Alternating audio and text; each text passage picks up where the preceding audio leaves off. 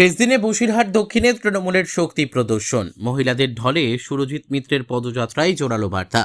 শেষ দিনের নির্বাচনী প্রচারে বসিরহাট দক্ষিণ বিধানসভা কেন্দ্রে শক্তি প্রদর্শনে নামল তৃণমূল কংগ্রেস। প্রার্থী সুরজিৎ মিত্র বাদলের সমর্থনে মহিলা তৃণমূল কংগ্রেসের উদ্যোগে এক বিশাল পদযাত্রা আয়োজিত হয়, যা কার্যত নির্বাচনী আবহে নতুন করে উন্মাদনা তৈরি করে।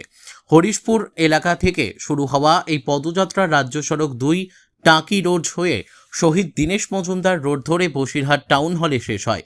পুরো পথ জুড়ে শোভাযাত্রায় অংশগ্রহণকারীদের উচ্ছ্বাস ও উপস্থিতি নজর কেড়েছে।